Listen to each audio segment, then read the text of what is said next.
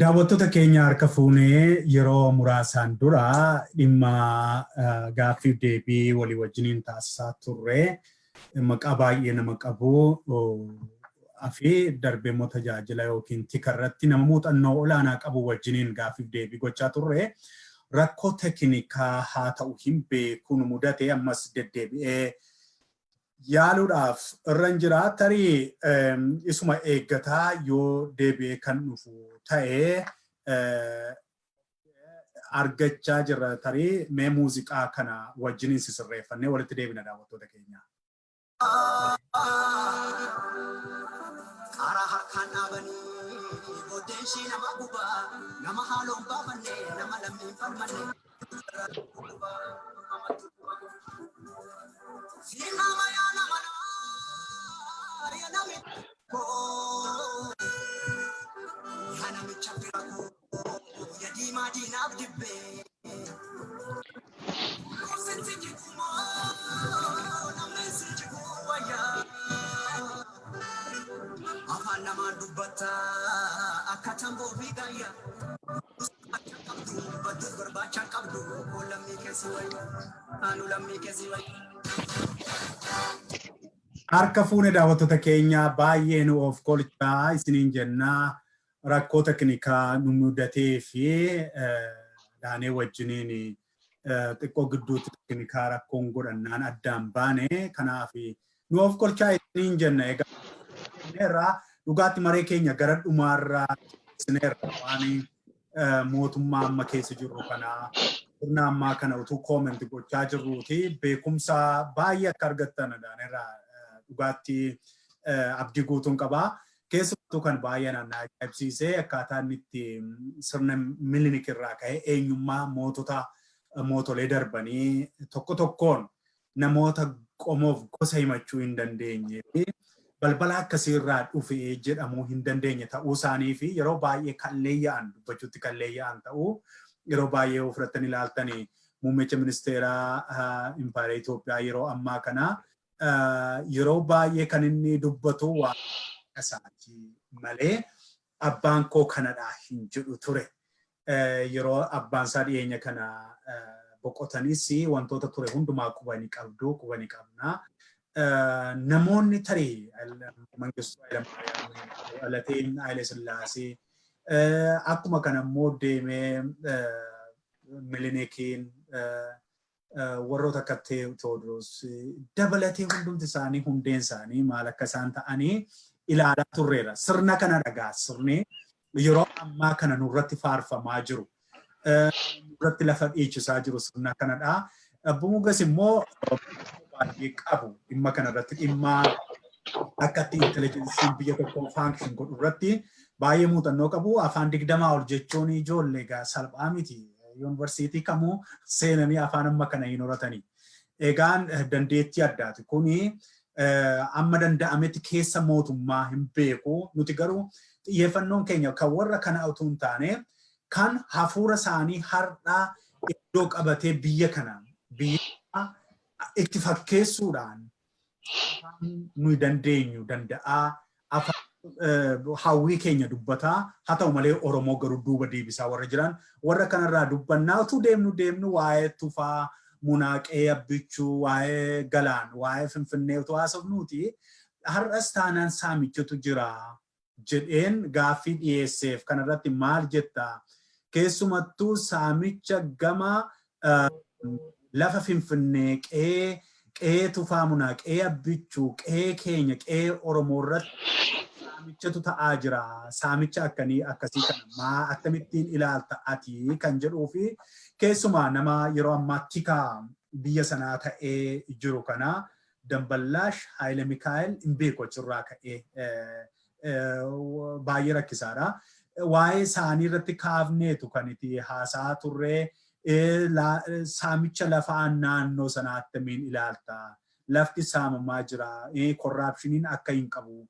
Sana keessatti immoo ga'ee guddaa nama taphataa jiru keessaa yeroo ammaa kana keessatti sooshaal miidiyaa irratti Saamicha isaa wajjiniin warra gumruk fa'i wajjin dhaabbachuudhaan korraapshinii adda addaa hojjechaa nama jiru keessaa nama immoo sabboontota abbootii qabeenyaa dabalatee ofirraa dhiibuudhaan nama beekamu keessaa tokko nama kana nama obbo Taakkalee Uumaa yookiin Injiner Taakkalee Uumaa Bantii nama jedhamu kanadha. Kanarraa akkamittiin ilaalta akka nama tokkootti akka namatti ka muuxannootti ka basaastummaa barate beeku leenjisu tokkotti jedheen gaafadhe.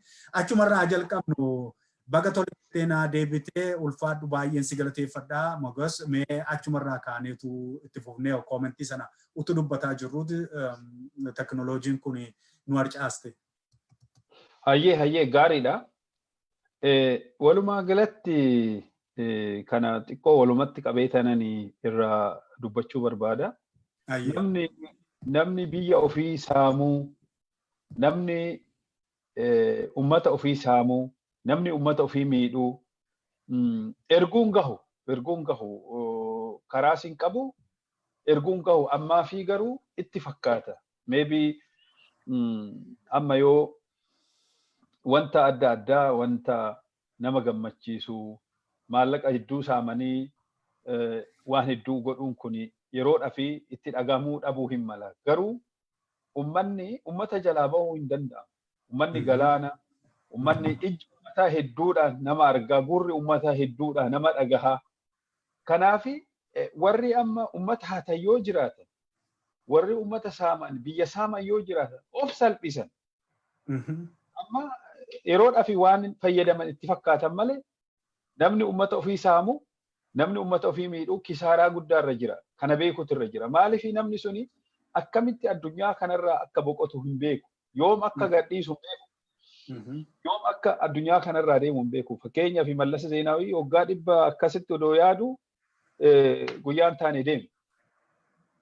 Eenyumayyuu haa ta'u yoom akka addunyaa kanarraa deemu waan hin beeknee fi otoo sanirraa of qusatanii, otoo dhaabbatanii ilaalanii ummata ofiitiif faayidaa buusanii waan gaarii hojjetanii addunyaa kanarratti waan gaariidhaan kaafamanii dhumarratti immoo yoo dadhabbiin dhufte yoo dullumni dhufte biyya isaanii keessa kabajaan ta'ani warroota akkasiisantu faayidaa qaba. Warri biraa biyya alaatittis birrii saamanii kaanii faayidaa hin qabanii. Ummanni kun baruu dadhabe malee Wayane irrattuu baruu hin danda'an. Fakkeenya dhiyoo tanaa jechuudha. Wayyaneen kun amma Maqalee dhaqanii daqiiqaa 20 keessatti deebi'anii warri Finfinneetti as deebi'u warra achuu otoo hin bulin shaaraatan beellama qaban eeggachuuf helikoophitaraa fi Yurooppilaa kaasanii Finfinneetti deebi'anii har'a carraan dhabamnaan achitti galanii achi taa'anii jechuudha. Kana warri amma aangoorra jiru warri badii dalagu kuni warri ummata Oromoo irratti miidhaa geessaa jiru kuni warri ummata saamaa jiru kuni warri lafa keenya saamaa jiru kuni kana yaaduu dhabuun isaanii wallaalummaa guddaadha. Isaanii fi kasaaraa guddaadha an jedha gama kiyyaan. Kanaaf irraa deebi'uu isaan irra jira. Dhaabbatanii ilaaluu isaan irra jira. Yoo hatanis maallaqa ummataa deebisuu, yoo ajjeesanis dhiiga ormaa, dhiiga ummata keenyaa kafaluu, gumaa baasuu, dhiifama gaafatu. Yoo wanni akkanaa jiraate hin danda'ama. Yookaan garuu ummata jalaa yoomiyyuu hin baanii, erguu hin gaanii, waan yeroo gaafata yeroodha malee namni tokkoyyuu badii tana jalaa akka hin baane yeroo ammaa beekutu irra jira. Biyya biraatittis deeman, biyya itti kaawwan, biyya itti jiraatan hin jiru. Oromoon yeroo ammaa kana addunyaa hundarra jira. Uummanni biyya sanii addunyaa kana hundarra jira. Kan biyyaatis gaafa itti garagale waraana haa leenjisu, madfii haa bitu, taankii haa bitu, roophila haa bitu, xayyaara haa bitu. Ofumaaf xayyaaruma ofii biteen, madfii ofiin biteen dargiin of balleesse. Sanumaan Eertiraanis dhoofte irrumaa fudhatte. Sanumaan dhoofte Wayyaaneenis irraa fudhatte. Kanaafi uummanni achi jiru suni warri aangoorra jiru suni tokkorraa baruu hin danda'anii. Otoo baranii silaa isaanii warruma Ihaadiin jedhaman san keessa turanii achuma keessaa asumaan golboob jedhanii as dhufanii isaanuma maquma jijjiirratan gizee 2-3 maquma jijjiirratan jarri sun sanuma. Barnoota kana irraa baranii deebi'u, nama hidhuu, nama ajjeesuu, nama miidhuu, mirga namaa sarbuu. akkamitti kaleessa akkas godhaa warri ture har'a aangoo argatanii nama biraa ta'anii as bahanii nutti otoo jiranuu maaliif uummata keenya miidhan? Maaliif abbootii qabeenyaa keenya biyyaa ari'an? Maaliif gidiraa gara garaa hojjetan? Maali sababni isaa maali?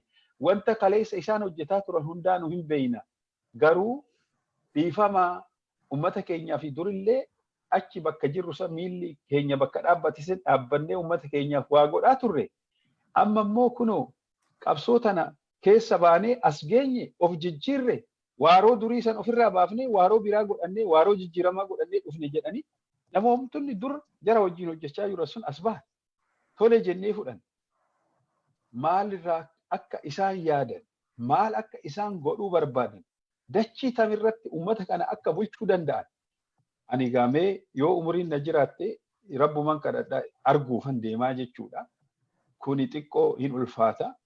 Ummanni Oromoo ammallee borullee gabrummaa ammaa achi sammuun ummata Oromoo gabrummaa fudhattu hin jirtu.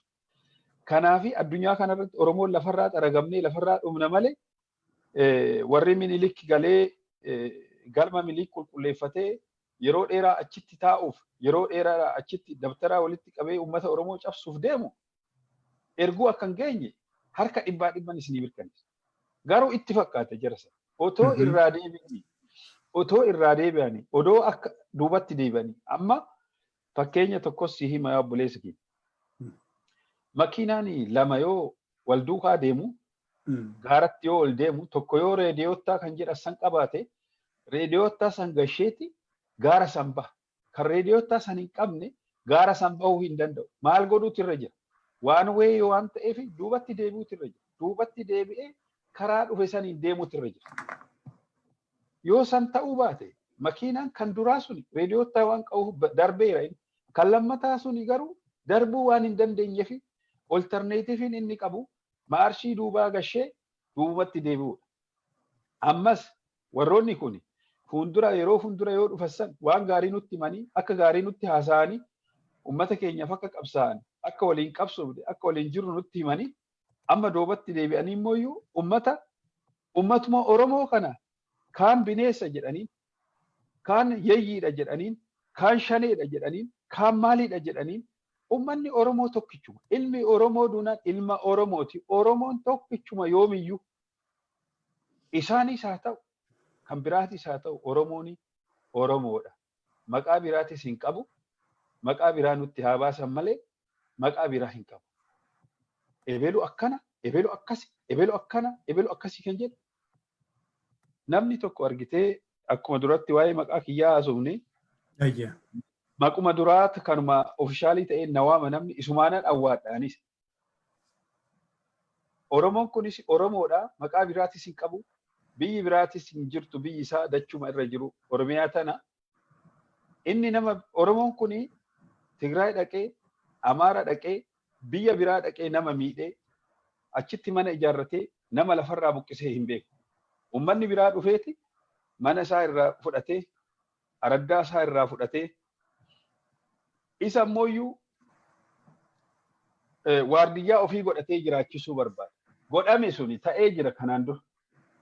Ta'ee jira kun. Haa ta'u malee amma achi immoo itti fufuudha.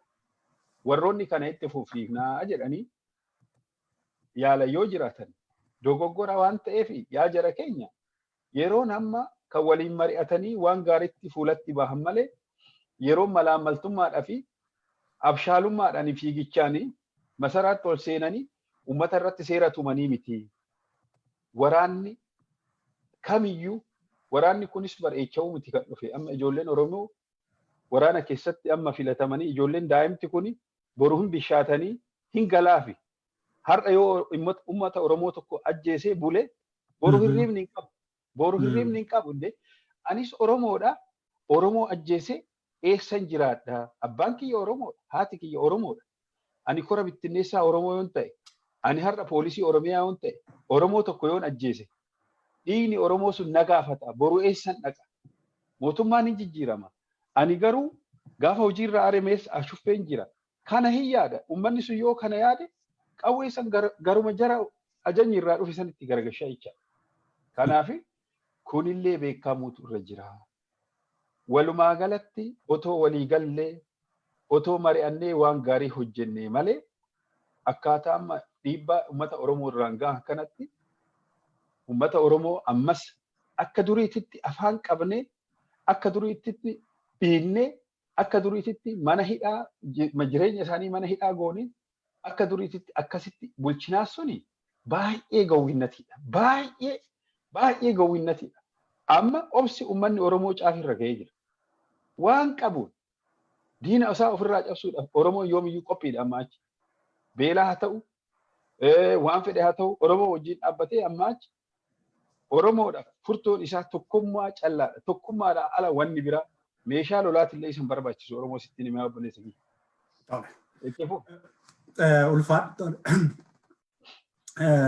Inni guddaan gorsi kee dhugaadha. Gorsi qabxii ati amma kakaaste kuni nama sammuu qabuuf nama dhugaatti quuqama Oromummaarraa dhalatee saba Oromootiif yaaduu fi waanuma haqaati.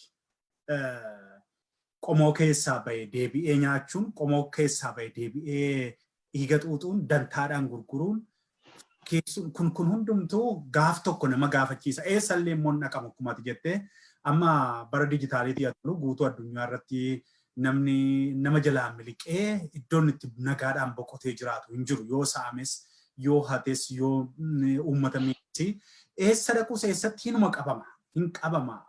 Akkaataan itti amma nama akkas ta'ee jireenya jiraaturraa nama isa du'e sana wayya jedhee gara kootti. Gara hojii tikummaa kanaatti kaasee keessumattuu kanan si deebisu suuraa kana yoo hin argita ta'e suuraa kee sila yeroo seensa irratti waan abbaa duulaa akka taate dhimma kanarratti akka hojjettu sirna gadaa keessatti dhimma kanarratti akka ati hojjettudha kanati waan hojjettu suuraawwan isa ta'uu maddeen adda addaa taajjabbiin eessaa fuudhinaan hin jedhiini maddi taajjabbiidhu. Ammoo suuraa badaallee miti suuraa kabaja qabu suuraa aadaa Oromooti. Atis sila yeroo seente abbaa duulaati jettee abbaa duulaa Moges akka jedhamudha seensa koo irratti kutaa jalqabaa viidiyoo keenya irratti kanatti naaf ibsite.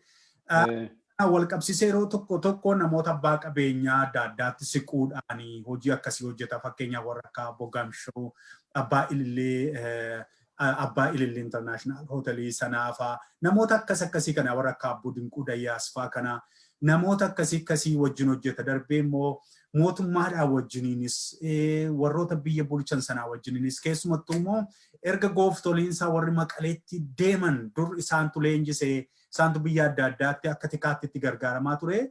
Jarri immoo gara gaafa ishee warra Maqaleetti wannoo jettu warri kun immoo warri ammaa kun immoo fuula dhowwattee silaa hojii tikaa keessa inni iyyuu lixee ammas deebi'ee hojjechuu hin barbaada ture. Muuxessi yookiin girmaanii jechaa turan kanarratti tarii ibsa yaada yoo kennitu sabaaf waan qulqulleessitu waan uummanni si gaafataa jiru kana tarii. Bareeda jechi kuni olola of keessaa qaba. Ani mootummaa Wayyaanee wajjin homaa hojjechaa akka hin jirre warri Wayyaanee kan na dhaga'u sin beeka. Warri mootummaa irra jirus amma kan na dhaga'u hin beeka. Nama tokko wajjin hojjechaa hin jiru mootummaa wajjin. Hojjedheetis hin beeku. Garuu ololli namni ololuu hin danda'a akka barbaadetti sun homaa faayidaa hin qabu jechaadha. Ani gooftolii hin qabu. Gooftaan kiyya waaqa tokkicha. Ansan irraa hafe uummata kiyya gooftaan kiyya malee ani eenyumayyuu gooftaa hin qabu. An nama mataa kiyya dhuunfaa kiyyaan jiraatu. Humna kiyyaaf dafqa kiyyaan nama jiraatu malee nama eenyumayyuu jala deemee jiraachuu miti an nama akkasiiti miti. Akka kana akkasitti akkanaa qabdu. Olola isaan jedhan Wayyaanee wajjin waan takkallee hojjedhee hin beeku.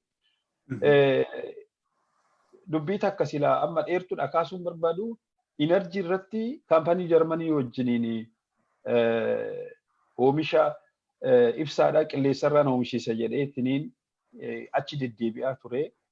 Yoon achi deddeebi'u kana isaantu aangoorra jira isaan hin qunnamuun dirqama waan ta'eef haala saniin innuu hin taane isas na harkatti qabanii hamma ammaatitti mootummaan ammaa kunillee kan dhufe miliyoona 170 naa hayyamanii fandii argadhee hojjechiisuuf taanaan na harkatti qabanii hamma ammaatitti akka ifan taanetti taa'ee jira.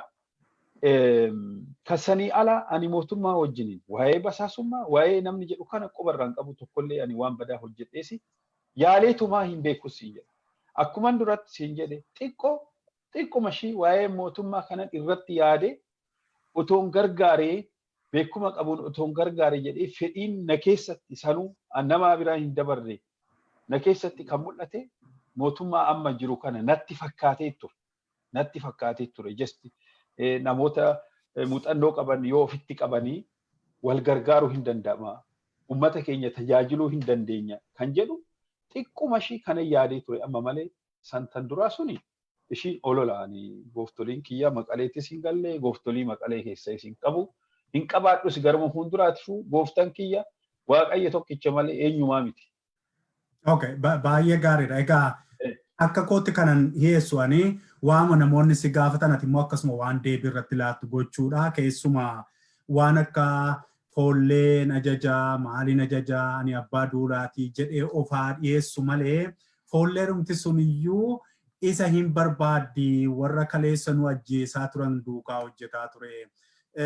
Inni mataan isaa diina keenya isa mataa isaa iyyuu tu argannee warra maqaleetti galee sanaa wajjin adda baasdee hin ilaallu ammayyuu nuufa dhufu doorsisa akkasiiti wanti itti argitu kanaafanii akka ati irratti ibsa laattuuf yookiin yoo qulqulluudha taate ofii kee akka qulqulleessitu yoo lakki yeroo sana keessatti akka ittiin hojjechaa ture bifa akkasiitiin ergamaa ture. Sirna sana keessatti ergamus immoo nama miidhuudhaaf hin turre ani akka Oromoo tokkootti akka ilma Oromoo akka ilma qeetu faamunaatti dhalate tokkootti sanuma toora qabsiisuufani siniin da'oo gochuufanidha. Hojiin tikaa akkasii maaliif yoo ta'e amma namni hojii tikaa iccita isaa hin beeku. Namoota baay'ee dubbisan yookiin immoo nama qabatamaan immoo keessa ta'anii hojii hojjetantu qofatu beeku malee waan basaastummaa waan ispaayii kanaa namni hundi hin beeku. Mootummaanis hin barsiisu kana of hin barsiisu kana namni iccita hojjetaa jiru ana kanan hojjetaa jira jedhee mootummaan of hin barsiisu. Leenjiin akkasii exceptional namoota adda ta'anii biyya adda addaatti ergaman karaa mootummaa sanaa amantummaan irratti gatamee nu hojjechuu danda'a galma keenya nu geessisuu danda'a jajabinaan akkas nu gochuu danda'anii waadaa gashisiisanii isayyuu hidhaa adda addaa keessatti yeroo baay'ee xumuri jireenya warra ispaayota kanaa yookiin warra basaastota kanaa yeroo baay'ee of ajjeesuu yookiin ajjeesisuu hin argita yoo ta'e namoota adda bilisummaa Oromoo fi mootummaa gidduu hojjetaa turanii sirnumti amma dhufu kunillee fuudhee ukkaamse lafanni kaa'ellee hin beekamu warra akka ammaa eenyuun injinera ofiin jedhu innis injiner Girmaa Xurunaa amma namichi suni tokko warra qabsaa'otatti hin fakkaata isaanirraa ergaa fuudhaa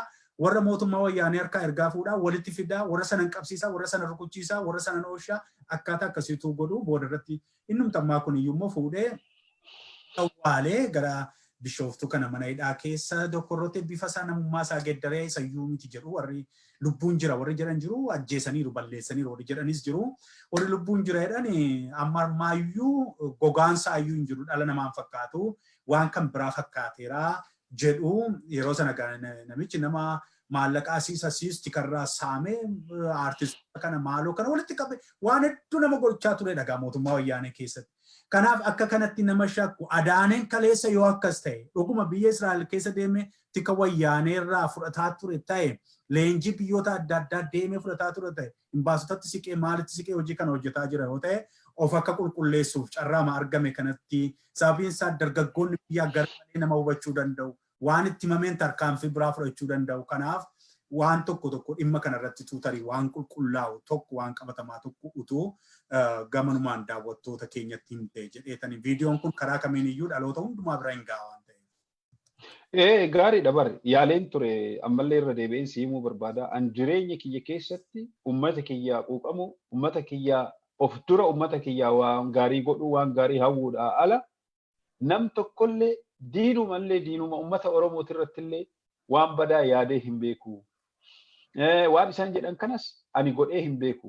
Nama basaasee, nama ajjeechisisee, nama hiisisee, mootummaarraa maallaqa fudhadhee waliigaltii hin taane godhee qaama kam wajjin godhee hin beeku. An bakka Oromoon argamtetti Oromoo biratti argamu, Oromoo wajjin waan gaarii godhu, qooda Oromoo wajjin fudhachuu yeroo ammaa kana immoo waggaa tokko dura ergan abbaa duulummaa muudama sirna gadaatirraa argadhe booda immoo iyyuu foollee qindeessuu abbootii qabeenyaa akkuma duratti maqaa kaasuu yaaltee ittuu abbaa duulaa keenya abbaa qabeenyaa obbo Dinquu Dayyaasaa wajjin baay'ee walitti dhiyeenyaan isa wajjin hojjechuu hojii kana keessatti sirna gadaa caasaan gadaa kun akka fageenyaan gadi bu'ee ijaaramu waggaa 150 sirna kana nu jalaa kuffisanii sirni gadaa sirni demokraatawaan kun kan addunyaa irratti barbaachisaa ta'e kan addunyaan itti bultu kan nuhu gana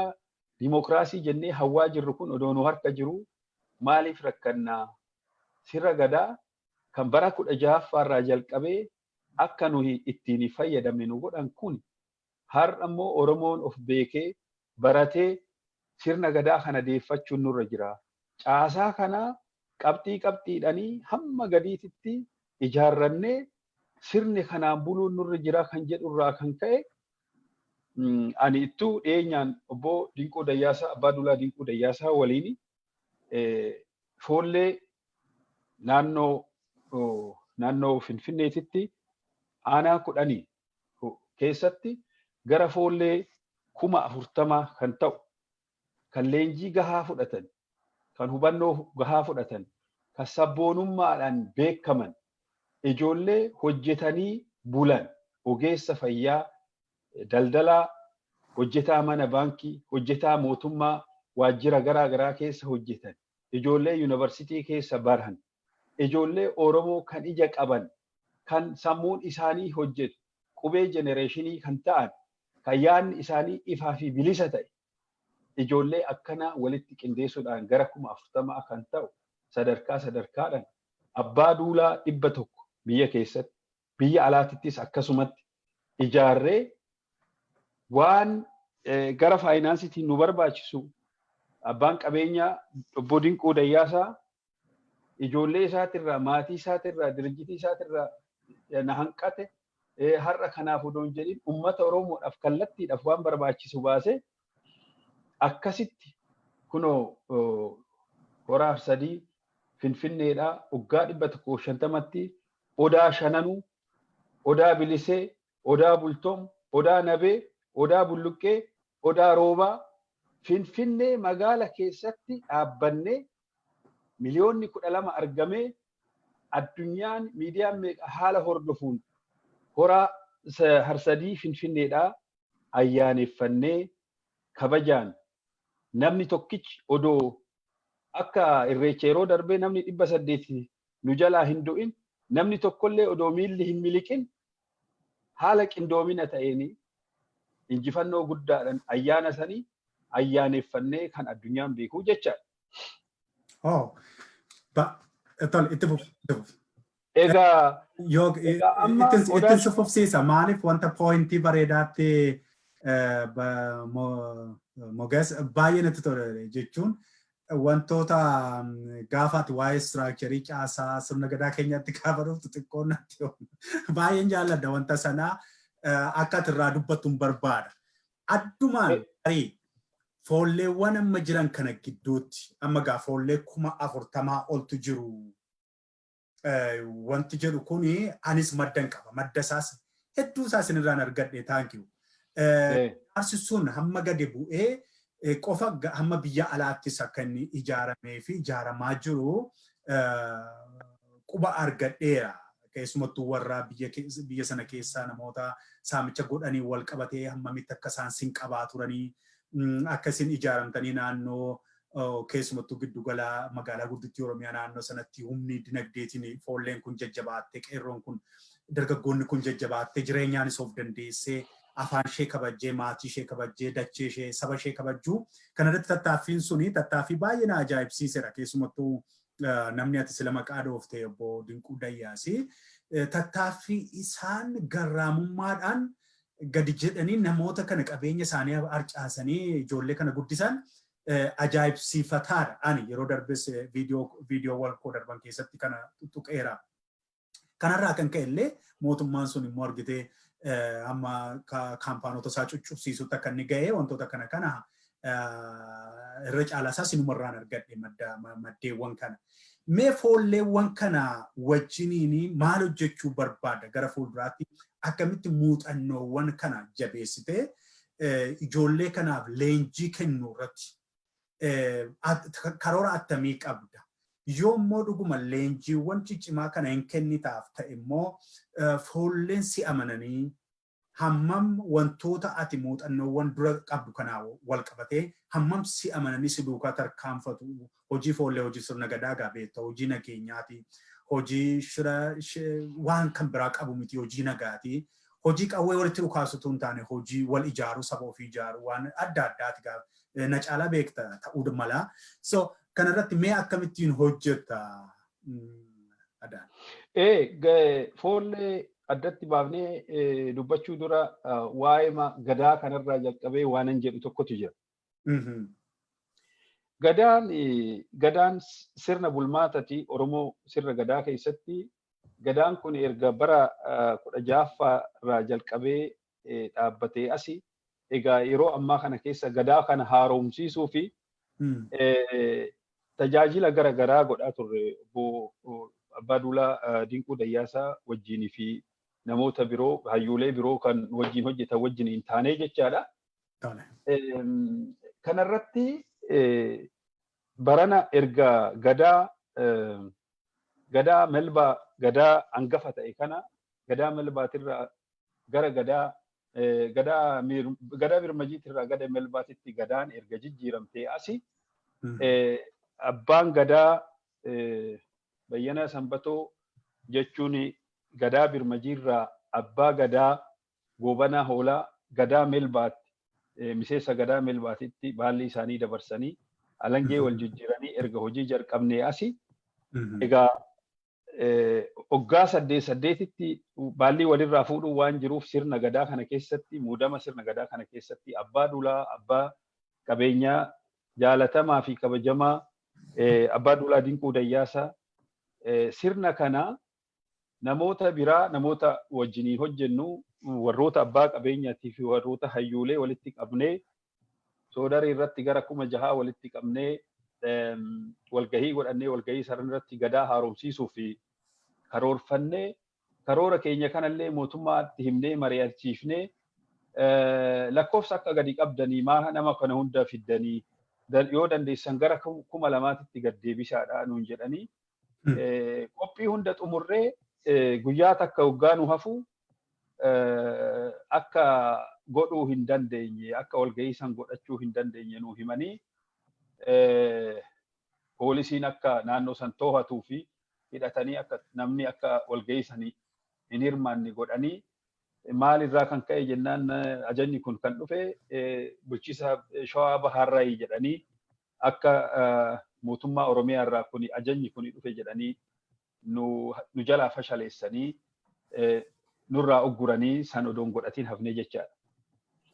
Haa ta'u malee san godhachuu hafuun keenya ammas irraa dhaabbannaa otoo hin ta'in duubatti deebinee yeroo irreessaa san waadaa uummataa galleetu jirra. Odaa dhaabne kana odaan kuni eessa jira eessa ture eessatti argama yoo naan jettee odaa bisinee lixa Shawaa aanaa Leemmuu Galaanitti argama. Odaa bultoom immoo Harargee aanaa bultoomitti argama. Odaa Nabee immoo Baha Shawaatti argama aanaa Aqaaqii keessatti jechaadha.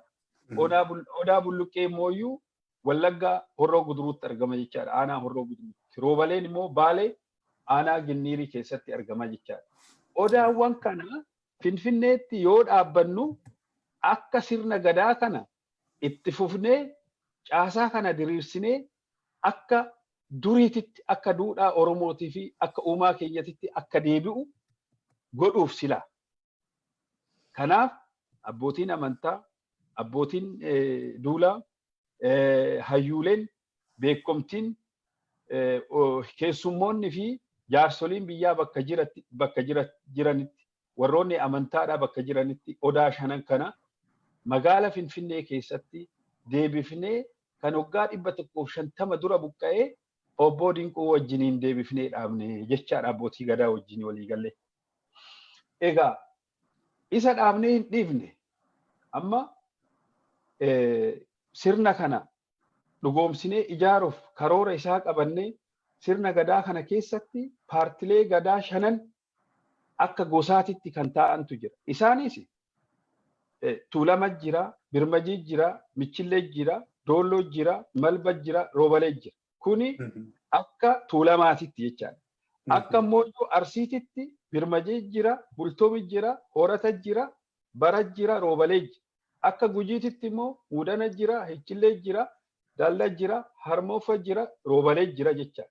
Akka leetutti immoo horta jira, sabbaqa jira, dachaasa jira, faddata jira, daraara jira jechaadha. Boorana kan hangafni keenya bareedu fi boorana hangafni immoo moggaasa jira, sabbaqa jira, labsa jira, daraara jira, medira jira jechuudha.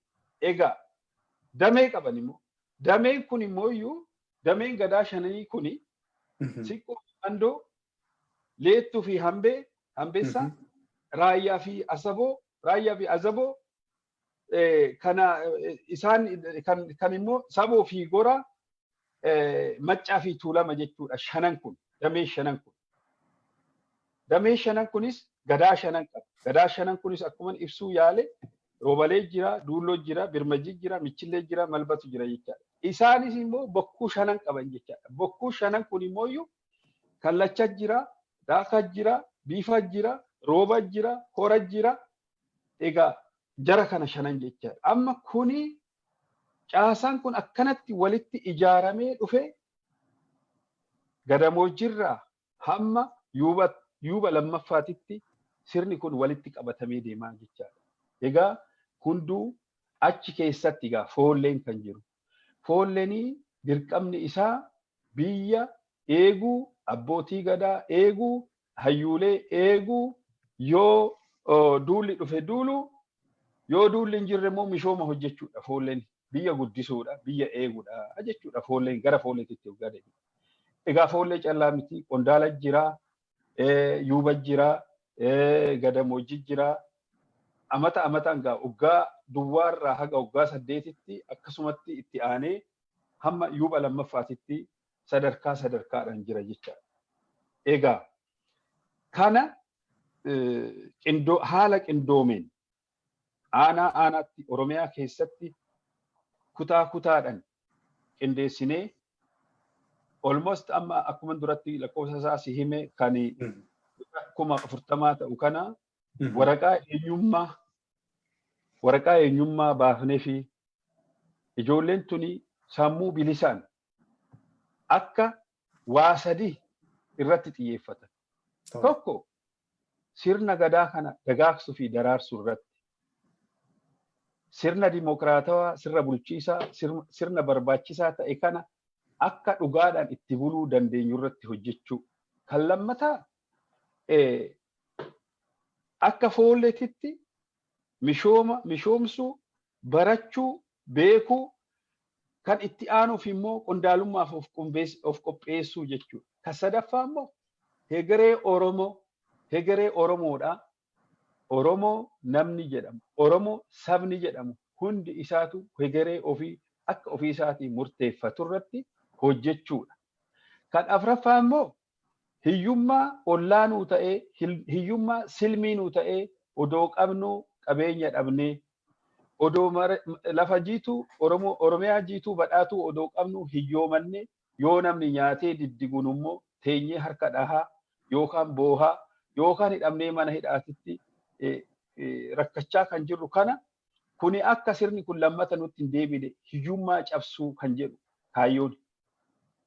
Kana kaayyoon foollee keenya walumaa galatti kana. Abbootiin gadaa, abbootiin qabeenyaa, qondaallonni biraatis warroonni immoo sirna kana deeggaris walumaa galatti tokko taanee even ummatas mootummaas gargaaruuf haalli tokko yoo wanni karaarraa maqe jiraate hayyootiin nu wajjin jira, barsiisaa yuunivarsiitiitiin nu waliin jira, doktorootaan nu waliin jira, injineerootaan nu waliin jira, beektotaan nu waliin jira, abbootii amantaatiin nu waliin jira, sheekotaan nu waliin jira, qeesotaan nu waliin jira, warra wangeela lallabuutu nu waliin jira, beekaaf wallaalaa nu waliin jira, qotee bulaa keenya jira, ummata keenya jaalatamaa jira, takkasitti ni muka, dargaggoo jira, shamarrantu jira, qeerroo keenyatu jira, qarree keenyatu jira hunduu tokko taanee sirna kana sirna bulmaataa akka godhannu bahaa fi kibbatti kaabaa fi kibbatti lixaa fi bahatti biyyattii hegeree biyyattii Itoophiyaa jedhamtu tana sirna kanatti akka hubannoo argatanii sirna kanatti tokko taanee biyyattii tana guddisaati mishooma irratti nageenya irratti dippiloomaasii irratti waan hundaa irratti modernizationii biyya godhuu irratti akka wajjin hojjennu kaayyoon keenya kana ture. Haa ta'u malee namoonni gaa akkuma beekuma isaaniitti namni tokko kasi hubatu akkuma beekuma isaatitti. Warroonni faallaa nu hubatanii akka waan nu mootummaa fonqolchuuf nama walitti qabuutitti fudhatanii jettee fi oduu hin taane kunoo duratti ka waan qabatamaa malee wanni biraa faallaa nama of akkuma siin jedhe san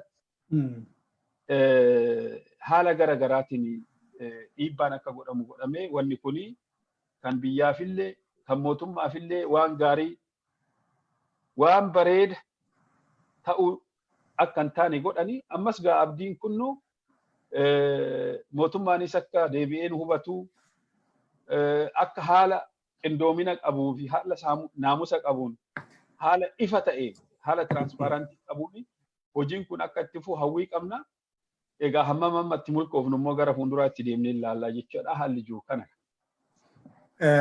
Hedduu baay'ee galatoomii egaa kan isaan jechaa jiran ammaa kallattumaan ijoollee biyyaarraa san argadhuudha ala bodinquu dayyaas wajjininis illee nama walii galee hin hojjennedha. Ijoollee gidduuttis ijoollee foollee gidduutti xiqqoo hunkurama jeequmsa akkasii uumeera. Waan akkasiitu nu gidduu jira.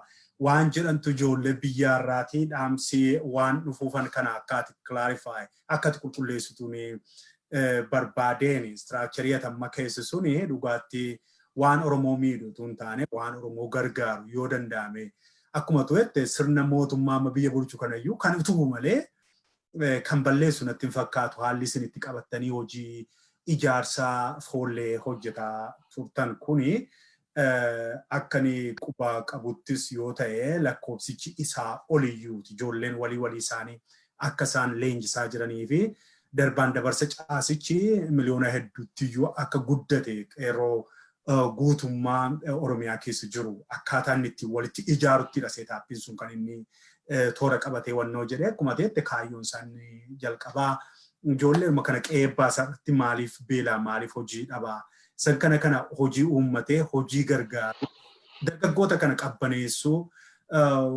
argitee akkuma ati beektu hojii dhabaan biyya keenya keessatti akkuma ati beektura namni keenya hin barata malee hojii hin qabatu tokkoffaa kaampaaniin gurguddoonni uummata kana walitti qaban akka kaampaanii biyya ormaa kana namoota qacaranii biyya sana keessatti Oromoodhaaf keessumattuu Oromoodhaaf mijatee hin jiru. Bara duriis ta'e bara ammaas investimentiin abbootii qabeenyaarraa dhiibbatu warra kan biraati warri biyya sana keessatti daguuggatu ishee immoo Oromoon carraa argatteerattus caccabdeeruma maallaqa xinnoodhaan kan saanii irratti jechaadha. Kanatu jira.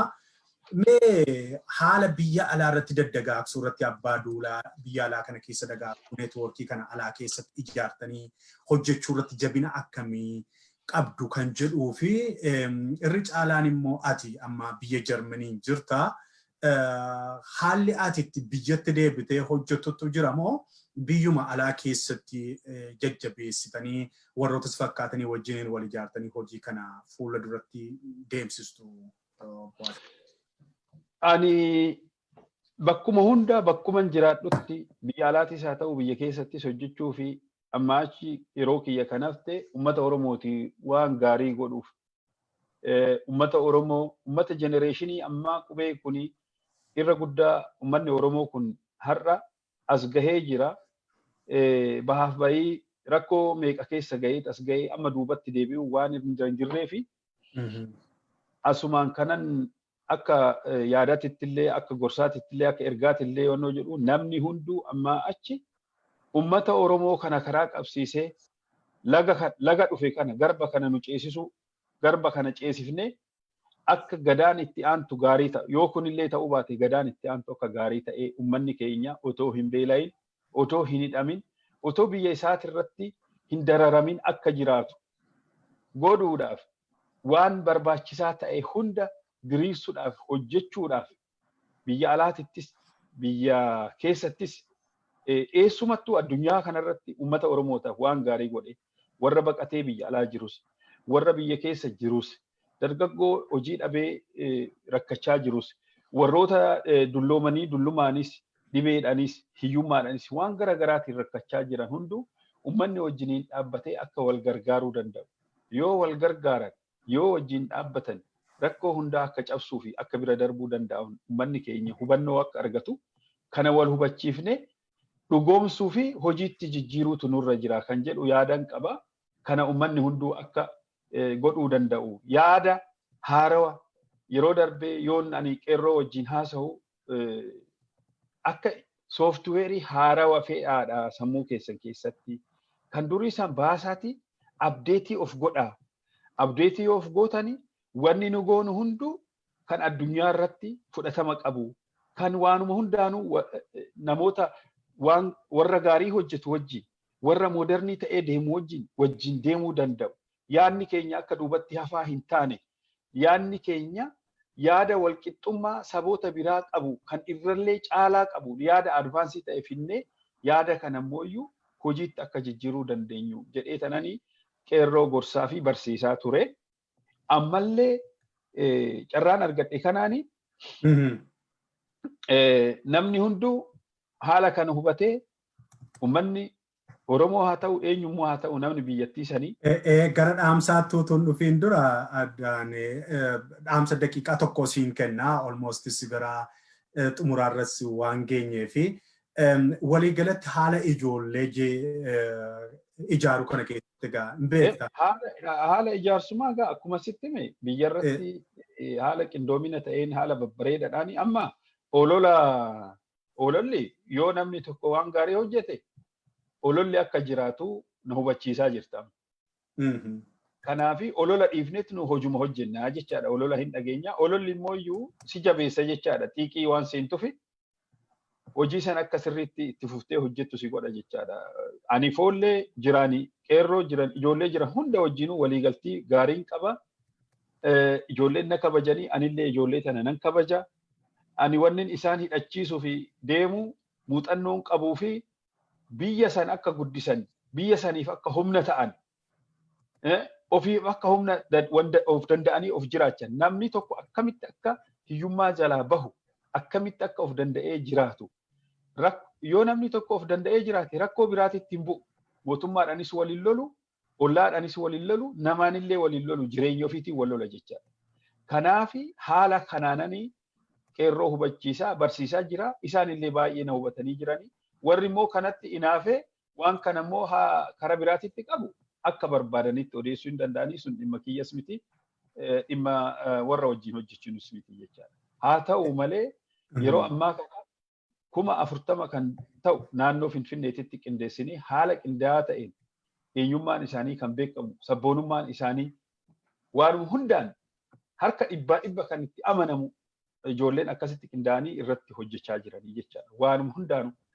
Kan lammataa gara biyya alaatitti yoggaa dhufnee gara biyya alaatitti immoo abbaa urjii tokko abbaa urjii lamaa abbootii gadaa dhibbatti lakkaa'amu addunyaa kanarratti biyya alaa kanarratti muunnee namoota beekuma qaban doktoroota injineroota piroofeesaroota warroota yaangii ijoollee dardara baay'ee viizhinii hedduu qaban kana irratti hojjennee dhibbaa fi gara 150 kan ta'an qindeessaa jirra jechaadha addunyaa keessatti biyya alaa kana keessatti qindeessinee qindoominni isaanii kunis maali beekuma kan qabu beekumaan maallaqa kan qabu maallaqaan biyya guddisuu ummata ofii gargaaru sirna gadaa kanarratti fageenyaan qormaata gara garaa godhuu fi sirna gadaa kana caasaa sirna gadaa kana gadi fageenyaan ijaaru irratti warra hojjechuu dandeettii qaban ijoollee Oromoodhaa kan sammuun isaanii bilisa ta'e kan sabboonummaan isaanii shakkii tokko keessa nama hin galchine filannee kanarrattis bal'inaan irratti hojjetamaa jirra. Kana dirqama kana immoo anatu irratti fudhatee biyya alaa kanarratti dirqama kana itti gaafatamaa ta'ee damee biyya alaa keessatti qindeessaa jira jechaadha. Hedduu baay'ee galatoomii egaan tarii mariin keenya waa'ee gaafa sirna gadaatti gadi fuunu salphaatti wanta dhumu miti. Egaa waan gadaa keenya, waan foollee keenya, waan abbaa dulaa, waa'ee aadaatti, waa'ee sirna bulchiinsa Oromootti gaafa dhufnu dubbannee iyyuu hin finnu yeroon iyyuu nun ga'u yoo itti deddeebinee kutaa kutaadhaan akkas wiikendii kanarrallee mari'anne malee haalota jiran komeewwan jiranis immoo tokko lama hidhee funaanee maaliif wanti baay'een clear yoo ta'e baay'ee gaariidha. Wantoota ammaa keessumattuu namoonni sirratti shakkii isaan qaban keessaa haala yeroo darbe namni amma waan duubee achi deebi'eeti tokko lamaanidha kaasa. Wantoota amma gaaffiif deebisi faana godhe keessattis akkaataatti maqumarraa ka'ee tokko Injiner Girma, Injiner Adane, Injiner maali buufaa warri jedha ijoolleen maqaa adda addaa namaa kennuu danda'u dhugaa ta'us mala atis maqaawwan adda addaatiin akka waamamtu hin teetta. Irra caalaatti immoo yeroo ati waa'ee koomentii saamicha namootaa kana Oromoo keessaa baanii warra Oromoo saaman warra biyya keessa lafarratti ajanya maalirratti ajanya aangoo irratti tikarratti ajanya jedhanii deebi'anii obbolaa isaanii miidhan kanarratti yeroo ati akkas iccita isaanii gadi baastee miidiyaa keenyaaf akkaataa akkasitti kennitu taargeetii ati taatu kun beekamaadha. Namni hin qeeqamneef namni wanna hojjenne nama hojiin hojjenne nama marmaratee taa'udha. Namni hojii hojjetu sana balleessaa sana gochaa ati jireenya kee keessatti hojiirra turte hojiin suni Oromoo akkamittiin fayyade Oromoo akkamittiin miidheensaa irra caalaatti sumaaf dhiiseen hojiirra turte kanaaf maan qeeqame maan namni akkas naan jira maa foolleen akkasitti maqaa koo na balleessa yookiin nu jeeqe jira yookiin immoo maaliif qeerroon yookiin maaliif warri aangoorra jiranii na balaaleffatu jechuu hin dandeessu amma hojjettee gidduutti amma hojjennutti hundi keenya qeeqamuuruma qabna. Yeroon taajjabbii barreessu ani faarfamuudhaan miti kan hin taajjabbii barreessu. Ishuu namaa keessa namaa yeroon saaxilu yookiin iccitaa qaama dhokatee nama miidhu yookiin Oromoo miidhu gaafan saaxilu kan na jibbu immoo kan na balaaleffatu immoo kan utuu na ajjeese gammadu immoo guute. Hammuma kana immoo kan dhugaansaa bahe immoo kan immoo iddoo madaasaa iddoo garaasaa namni ani tuqeef immoo kan immoo kaasutti na baatus jira. Addunyaa sanaa keessa jira. Addunyaa wal harkistu wal rukuttu keessa jira. Kanaaf jedhametti waan jannata keessa ciisanii daakan hin jiru. Kanaaf waan dubbatanii dhugaasaa dubbatanii uummata ofiitti illee yoo balleessanii ta'e balleesseera uummata koo kaneessa kana irratti balleesseera. Foollee ani muuxannoo sin caalaan qaba. Tarii kaleessa tika keessan ture. Ani leenjii adda addaa biyyoota adda addaa nan qaba. Sana keessatti sirna kana keessatti hojjedheeras ta'uu danda'a. Ijoolleen amareef qubee ol yaatu kun gadaa innaan ijoolleen sirnuma gadaati. Sirna ijaarsaa, sirna bareedaa kana hawwu malee sammuu isaanii keessatti ijoolleen qubee shira hin beekani. Kanaaf gaafa garboomanii gaafa wayyaaneen reebduu gadi ba'aniidhuma isuma qulqullummaa isaa lolatan. Injifatanis immoo aarsaa barbaade obbolaa isaanii qaalii awwaalaniitu jijjiirama ajennu garuu jijjiirama hin jennu nuti jijjiirama jedhamu kana yookiin afarfamu kana warri amma jiran kun afarsan kanaati dhufe. Kanaaf akka dhaamsaatti dhumarratti waan qabdu yoo jiraate daqiiqaa tokkoon sii kennaa tarii marsaa itti aanutti bal'inaan iccita tikaa kan jedhu faa mata duree faa uumne iccita basaastummaa attamitti hojjeta caasaan akkasii akkamitti hojjeta. Attamitti afaanota adda addaa barachuun danda'ama sun maddisaa eessaati akkamitti Oromoo gargaara akkamitti Oromoo miidha kan jedhu kutaa itti aanutti tarii komeewwan hundumaa funaannannee marsaa biraa mari'achuu dandeenya ta'a ammaaf garuu mee dhumarratti dhaamsaa daqiiqaa tokko yoo qabaatte nuu kenniiti maree keenya har'aa kana haa goolamnu. Bareeda galatoomi walumaa galatti ani eenyumaafuu uummata Oromootiif haa ta'u sabab sablammoota achi jiranillee haa ta'u mootummaadhaafillee haa ta'u wanneen ani dabarsuu fi ergaan ani akka adaraatitti jechuu barbaadu wanni tokkoffaa wanna nu goonu irraa hin jalqaba. Wanni nu go'araa jirru kuni sirna keenya san sirna dimokiraataa kan uummanni addunyaa itti bulu kana deeffachuu fi malee nu mootummaa wajjiniin akka rakkoo hin qabnu. Wanni nu hojjechaa jirru waa'ee siyaasaa odoo hin ta'in waa'ee sirna gadaa ta'u hubatamee akka faallatitti akka nu hubanne mootummaan tokkoffaa akka nu hubatu. Nu mootummaa fonqolchuu fi odoo hin ta'in qafoollee fi yookaan immoo sirna gadaa kana caasaa kana diriirsaa jirruu fi aadaa nurraa fudhatamtee duudhaa fi uummata keenyarraa kan badde seenaa nu jalaa badde san seenaa keenya deeffannee keenya ta'uusaa mirkaneeffachuuf malee mootummaa wajjin mormiirree rakkoolee waa tokko akka hin qabne akka hubatamee hojii kanarratti danqaa akka nu jalaa hin uumne asiin ergaa kiyya dabarfadha. Kan lammataa immoo warroota namoota otoo hin beekin eenyummaa namaa odoo hin beekin kaapasitii namaatis odoo hin beekin madaala gara garaa namaa kennuuniin yoo Oromoo taatan akka Oromootitti wannan isin kadhadhu waan akkanaatirraa of eegaa yoo dandeessanii karaa bilisa ta'e nama qunnamtanii nama san wajjin haasa'uudha malee jetteedhaan cubbuu namarra kaa'uun gadhee waan ta'eef cubbuu hin dalagina. Sadaffaa immoo uummata keechan fakkeenyaa fi kan akka abbaa qabeenyaa Dinquu Dayyaasaa abbaa duulaa keenya namoota akkanaa kanarraa muuxannoo guddaa argachuu akka dandeenyu. Namoonni abbootiin gadaa ijaaramanii foolleen ijaaramee abbaan duulawwan ijaaramee sirna gadaa kana akka deeffannu nama kallattiidhaan tokko ta'anii nu gargaaran kana ija takka namni qabu biyyeedhaan hin taphatu akka nama ija takkaatitti ilaalle namoonni biraatillee kan nu wajjin hin jiran kan hafanillee haala kana hubattanii karaan kun karaa qulqulluu waan ta'eef karaa kanarratti akka hirmaattaniin asumaan ergaa kiyya dabarfadhaa galatoomaa hin jedhu. Baay'ee galatoomii yeroo dheeraa nafaana fudhattee dhugaadha. Teknooloojiin gidduutti nu dhaabdus walitti deebinee eeyyamamaa taate waan ajaa'ibaa xiinxala ajaa'ibaa nu kenniteetta gara fuulduraatti akkaati miidiyaa koorraa hin baqanne abdii guutuun qabaa. Baay'ee tokkoon hedduu si galateeffadha. Anillee baay'ee si galateeffadha. Dhugaa si haa dubbisu. Waaqayyo karaa dhugaatitti si haa qabu, dhugaa si haa agarsiisu yeroo hunda dhugaa dubbadhu. Abbaa dhugaa ta'e, abbaa mirgaa ta'e, abbaa injifannoo ta'e siin jedhaa nagaan naa jiraadha. Ulfaadhu nagaan daawwattoota keenyaa hamma ammaatti nama maqaa adda addaatiin beekamu kanaa wajjiniin dabarsine yeroo baay'ee Injiner Girma, Injiner Adane, Injiner Buufaa kan jedhamu maqaa feesbuukii adda addaatiin akka Qorichoo Buttaa maqaa feesbuukii adda addaan nama beekamu ta'uusaa taajjabbiin biyya bira qayyabatee qoratee karaa danda'ameen holqa jiran hundumaa bu'ee baasee maddeewwan adda addaas argateera.